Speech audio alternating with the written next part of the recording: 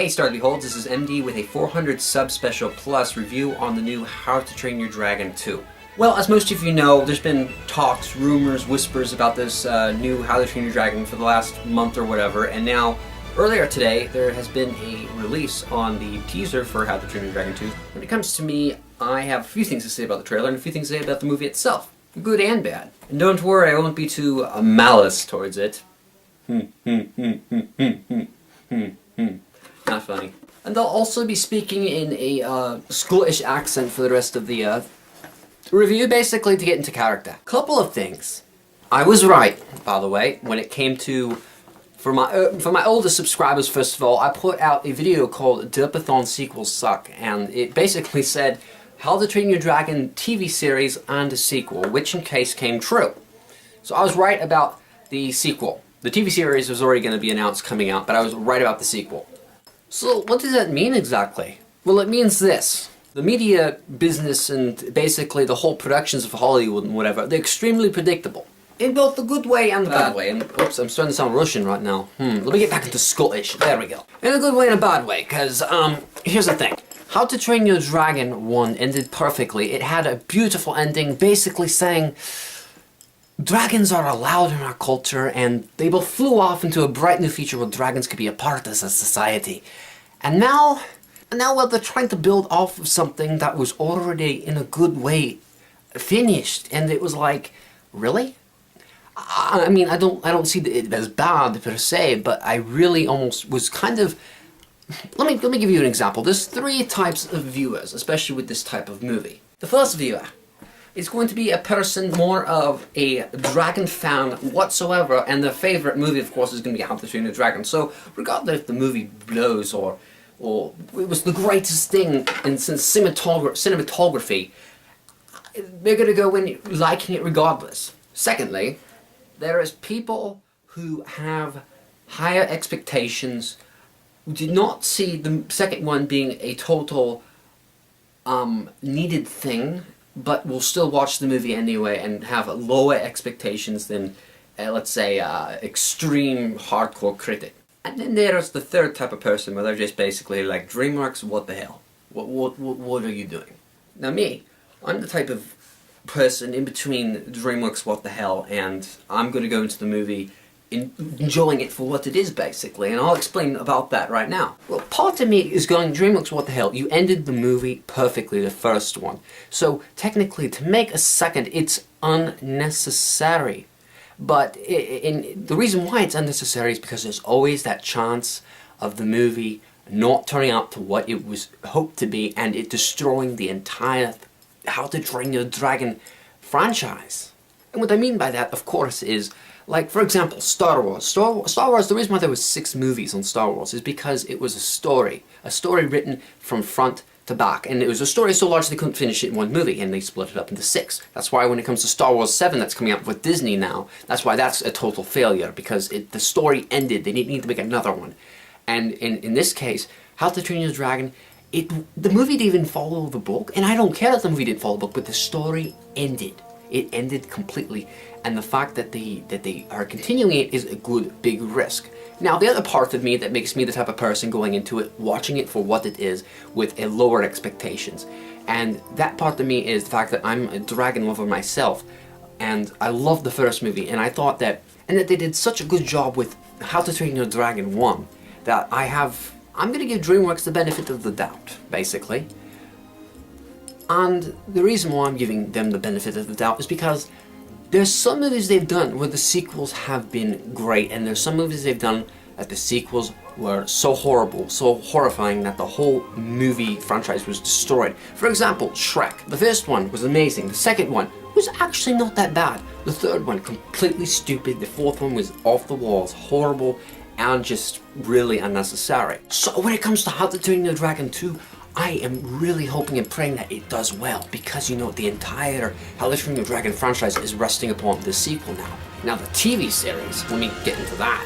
The TV series was, in my opinion, let me just say this. It was not the worst TV series based off of a movie. For example, The Penguins of Madagascar, based off of the Madagascar movies. That was pretty horrible. It was pretty horrifying. I couldn't really get through a few episodes of it. Now, the How to Train Your Dragon TV series, the 30-minute short ones, that wasn't all that bad. And I'll tell you why, because when it comes to basically the expectations of TV shows, are not meant to be just like the movie. And I know that. They're not meant to be as grand and well written and well animated as the movie. But there was some things in it that really freaking irritated me. First of all, the dragons flying like 500 miles an hour like some freaking jets. That was a little weird for me. When it came to the voices that they got some pretty good voices for the people that didn't join, such as Jonah Hill and oh god, what's the guy that did Stoic? Oh, it's at the tip of my tongue. Gerald Butler.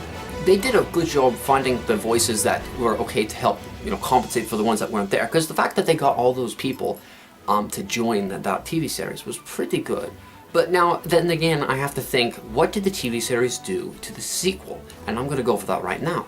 Now, when they make a TV series, they're told they can only do so much with the story because, of course, they want to maybe do a sequel in the future. And because of that, it leaves a lot of confusion on people that have not watched the TV series. Now, everyone's going to more likely watch the first one before they see the second. If they hear telltale about the second movie coming out, they're obviously going to go watch the first one.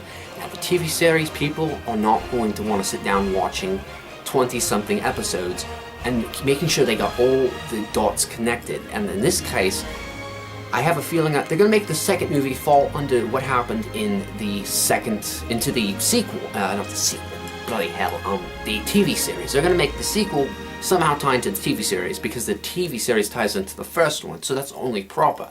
And in this case, I'm seeing a lot of leeriness. Like, first of all, there was that one guy, he was the villain of the TV series. Sorry, I only watched a few episodes. It was like Melvin or something, the Terrible, or something like that. I have a feeling like they may use him for the second. Now, that gets into another subject. What's the plot for How to Train Your Dragon 2? Now, I have a few suggestions on what that's going to be.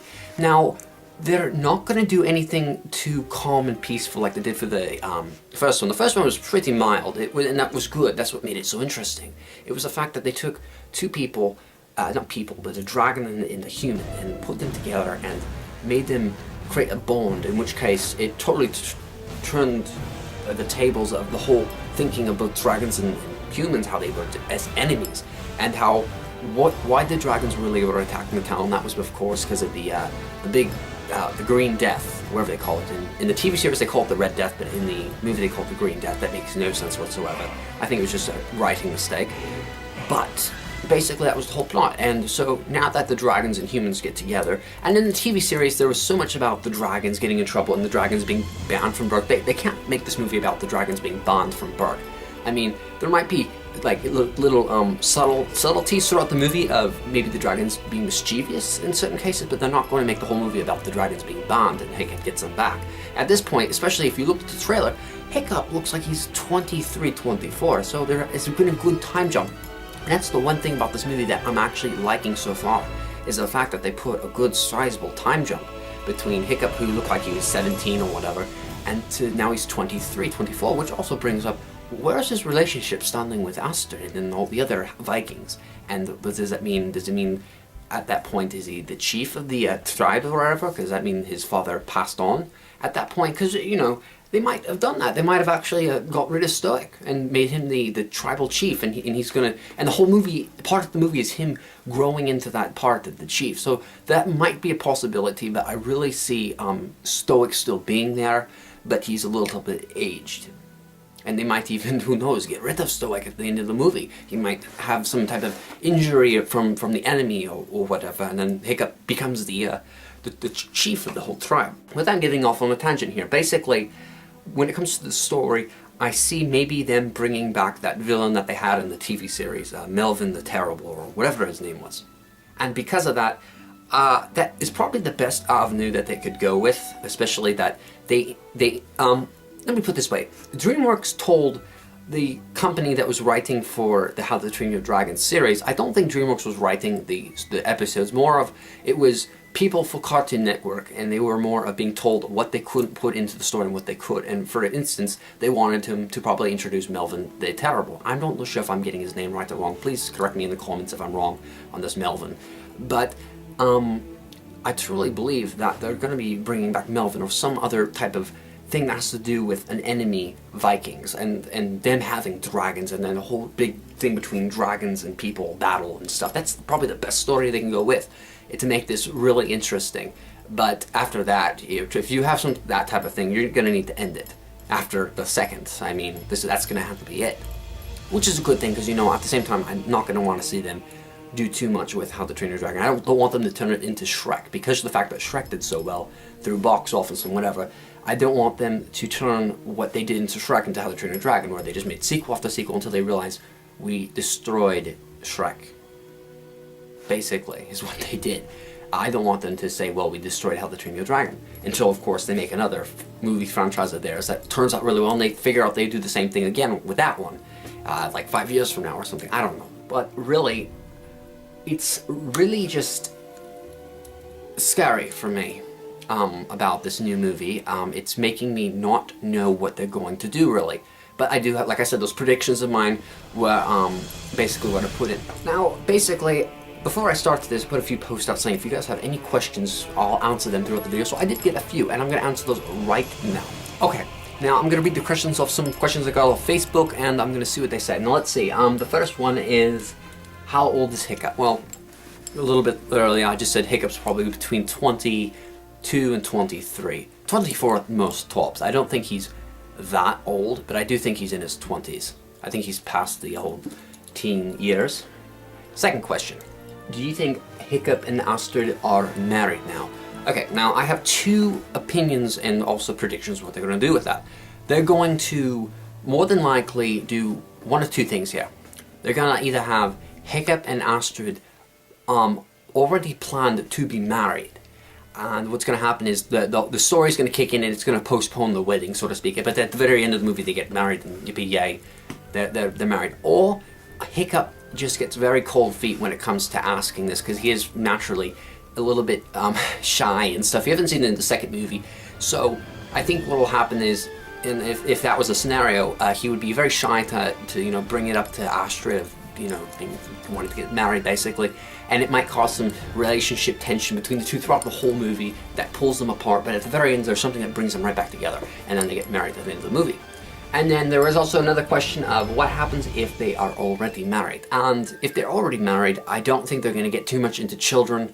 I think they're going to keep out of that. But maybe at the end of the movie, they might show like another time jump, like at the very end, showing that Hiccup has a kid. It'd be like the Lion King thing, basically, where, remember if you've ever seen Lion King, Simba and Nala, they get together, and Simba becomes king, and then they show like this couple-year jump into the future at the very end, and then you have Rafiki holding up the Nala, I think, not Nala, what was her name?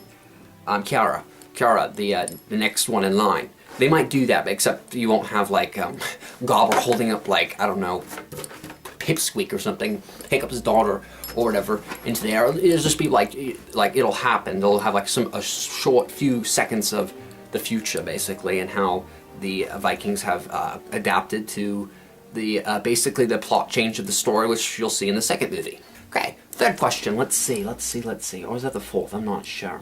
Okay, the other one was, do you think Hiccup will find other Night Furies? Now, in the TV series, I've looked up, there was actually an episode where they tried to find Night Furies, but they did not succeed, and there was no trace of Night Furies whatsoever.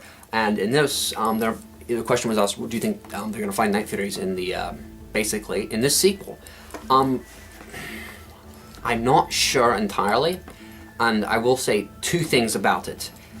There is a possibility that they will. It's open, it's out there, and because of the fact that, if you haven't seen by some of these pictures of Hiccup and Astrid, that the fact they're older, and there's more than likely some type of love story going on between them in this movie. There's going to be. There was a little bit of one in the first, but it was more of a starting off, a spark, and that was at the very end. And this one, there's going to be more. It's going to be more involved. With Toothless being a male Night Fairy, they leave it very much open for the fact in the story of there to be a female Night Fairy involved in this, and that basically can also cause tension between Hiccup and Toothless, which would make great parts of the story. But the number two part I wanted to talk about, my second opinion about that was, it might be almost worse to incorporate more Night Fairies into the story right now at this time. And actually, like I said, if they make this movie, this is going to have to be it. So they have to make a decision whether they want to do it or not. And looks like they've already made the movie, so whether they have or haven't, really irrelevant to the fact of really it's, in my opinion, it wouldn't be the best, wisest move to put Night Fairies in here and just leave it with Hiccup. But there is a possibility on that one. So, is there Night Fairies in here? Maybe. There might be, yes. There might be other Night Fairies other than Toothless. Okay, next question. The person's asking me, what's up with Toothless's saddle? It looks new, it looks fresh, it looks different. And basically, from what I've watched this trailer about 2,000 times since it was posted this morning. I really am looking at the fact that looks like Hiccup has, first of all, gotten a lot better at blacksmithing, and looks like he's also improved things on Toothless's saddle. And which one of those things was like a autopilot. He's able to pull back with on a certain part of the part that controls the tail wing, the one that's ripped off, and it's able to let it open by itself, and so that way Toothless can minimally fly a little bit without Hiccup's help. And basically, when I mean minimally, he's able to basically kind of looks like more of coast, not do a lot of tricks, but more of like dive and then fly forward, that type of trick. So now Toothless can fly by himself. And in the TV series, I believe there was an episode where Hiccup made Toothless his own saddle. Actually, you know what? I take that back. That was the Christmas special. Hiccup made Toothless his own saddle, but he broke it. So yes, that's basically my whole thing about the new saddle. Is it looks like it has an autopilot feature, so Toothless can fly a little bit without Hiccup being directly involved with the whole workings of the saddle. Okay, and another question comes from a few people on my phone, so I'm going to see what they got here. How hard do you think they tried making Hiccup look hot to the girls? Okay. It looks like they did, yes, improve Hiccup's look. They made him a bit more attractive. Especially, it's going to blow up the on the demographics. The female demographic percentage is going to jump through the roof. They're going to be like, oh my gosh, he looks freaking cute, hot, whatever women say, or whatever they are attracted towards in guys. They're going to be really attracted to Hiccup in this case. They've really added some rugged, more handsome individual features into his look. So how long, what was the question? God, it was kind of weird. It was how hard? How hard? I don't think it was hard at all. I think it was just give him a jawbone. That's all it seems they've really done. Give him a jawbone and give him a little ponytail on the back, basically. And take away his bug eye look a bit. Basically make him look older. Not that hard, I don't think. Next question. Why do you think they kept Toothless completely the same? Why not change something like a new detail from his age? Actually, they did, and I'm going to show you point out the few details right now. Now, some of these few details I've seen that they've changed is they added a few of these little fins on the bottom of his chin. And those weren't there before, by the way. Those were not there in the first movie. It looks like they've added just some more like scale patterns, more fins on the jaw. It also looks like some parts on the spikes that run through the top of his forehead to his back. It seems like they've enlarged those a little bit. Really, it's not like you could have added a whole lot to a dragon's features to make him look older. The fact that it's only been no more than maybe 4 to 5 years of a jump through since the last since the first movie, basically. They're able to change Hiccup more than the dragon because people have more features you can change. They could have put a little mustache or something on Hiccup's face or whatever, showing that he has his dad's facial hair. I don't know, they could have done anything. With the dragon, it's harder, but they did add a little few features, which was good. And basically, you know, again, you don't want to change Toothless so much. I mean, they kept a bit of Toothless's original look there, which was good, and that's also another point up for them. And they also made Toothless as cute as hell, which was, again, thumbs up right there. You need Toothless to be utterly cute. Okay, so another question here. Do you think they'll add his characters from the TV show in as well? Yes, I totally believe they'll do. I'm actually believing that they'll, like I said, Melvin the Terrible, they're going to add him in. And they're going to add some of his crew and people and men. And they're also going to add probably that one black-haired chick. I forgot her name, but she was the one that was working for Melvin. And she was basically, she betrayed them or something in the series. Like I said, I haven't seen that many episodes, so I'm trying to figure out. They're also going to keep that old guy Mildew. They're going to invite him into the series, or maybe he passed away or something like that. Who knows? They might keep Mildew in, they might not. But remember, oh, that's right, Mildew works for Melvin, so they actually might keep Mildew in there. So this almost forces you to almost like watch the TV series now. Damn it. Okay. Let's see, and the last question we got is, what new threat will appear, how far different the other dragons and their riders will look? Okay, now the threat, like I said, was Melvin. It has to be, I'm not gonna say it has to be Melvin, but for the story to work out in an interesting way, it's probably gonna be Melvin. I mean, you guys are gonna probably come back to me June 2014 and if I'm wrong and spam my whole comment box with you were wrong. That's okay though. This is my own prediction, my opinion, and you know what? I'm cool with it. And so basically it was the riders and the dragons. I don't think the dragons are gonna look really different at all, actually. Stuff like Stormfly or Meatlug or whatever, those dragons, I don't think they're just gonna make them look a little bit older, maybe enlarge their horns a little bit, that's it, that's what they're gonna do. Ostrid, Stoic, Snotlout, all those kids, Fish Legs, Rough Nut, Tough Nut, I'm forgetting one, am I? Let's see, I don't know. They're gonna basically make them look older, and what else is there to it? They're gonna make them look a little bit older, yes, they're gonna do that. If they made Hiccup look older, they're gonna make the rest of the crew and cast and whatever look older characters. So my finishing words on this whole thing, is this going to be a 5-star film? In my greatest and humblest opinion, let's say the first movie was rated 5 stars, let's just say, and this movie is probably going to be no more than like 3.9 compared to the first movie. There's rare occasions where the second movie will ever be as good as the first, and in this case that was Toy Story, the whole Toy Story trilogy, Toy Story 1, 2, 3, they were all equal, and that was like a rarity because the fact that they didn't need to continue after the first, they didn't need to continue after the second, and you know what I'm saying, they didn't need to continue after they made the first, second, and third, whatever. That was one of the few exceptions in the entire movies I've seen. I've seen a lot of movies where that actually worked out. So I'm not going to say this is impossible for this to be as good as the first, but at the same time, I'm not saying it's going to get to that point. I'm not really saying it's going to be as good, basically. But the animation, I'm going to say it looks amazing. Looks like I'm looking at on my screen right here, the water, for example, looks twice as better than the first one. The water was one of the biggest things I said was awesome about the first one. The lighting, again, is amazing. The hair on the characters, the everything, the wind. It's like, this one looks like it's going to be really cool and really awesome. One last thing I'm going to wrap up on is basically Hiccup. They've all got weird names, please give me a break here. Hiccup has this glider thing, this little squirrel suit basically.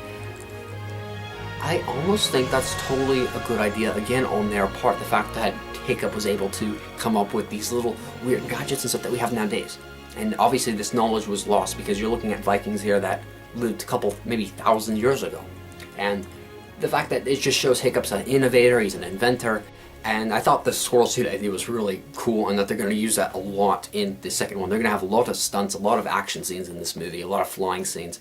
It looks like they're going to be very much off the ground on this movie. It looks like not a lot of the time is going to be spent on the ground, which is very good.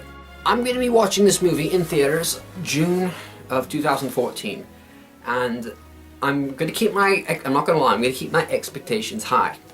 Like, higher than Toothless Can Fly. Well, maybe not that high, I'll lower it a bit. But I'm going to make sure that I'm going to be open-minded when I go into this. I'm going to look at it for what it is, and I'm going to remember this is a kids movie, but at the same time, because they've done so well at the first, I'm going to be watching this for basically them to do as well as they did, in as best as they can with the sequel, basically. And John Powell, I'm not going to be disappointed with you when it comes to your music. Your music's good, even if it's a sequel or not. Your music's going to be amazing, so I can't wait to hear your scores in the movie. That's like half the reason why I watch movies, because of the music scores. Okay, so this is MD with signing out on the 400th subscriber special and the How to Train Your Dragon 2 sequel. And I will say one thing, I did go to the Lone Ranger yesterday with Master Zero, and I will say the reviewers ripped that movie apart, and I feel so bad. You want to know anything? I love the movie. And I'll tell you about that. I don't think the movie was horrible. I think it was horrible to critics, but it was amazing to the audience. And the audience is the majority. So don't listen to it necessarily. You don't always have to listen to what the critics say. The critics are a minority. The audience is a majority. The audience liked it, the critics did not. And I liked it. And you know what I can say to those critics right now? I'll tell you, critics, right now, you can go eat dead crow for all I care. You get it because there was a crow? And that's an expression. It wasn't funny, but they can still go eat dead crow nonetheless. So this is MD summing out. Don't forget to comment, rate, subscribe below if you haven't done already. Keep watching some more of my videos. Check out more. I guess that's all I can say, huh? And I can finally stop at this Scottish accent. Oh my gosh, that was hard. But yet again, I am Scottish if you go back 100 years or so, so... No, it's not that hard. Later, guys. Whoops.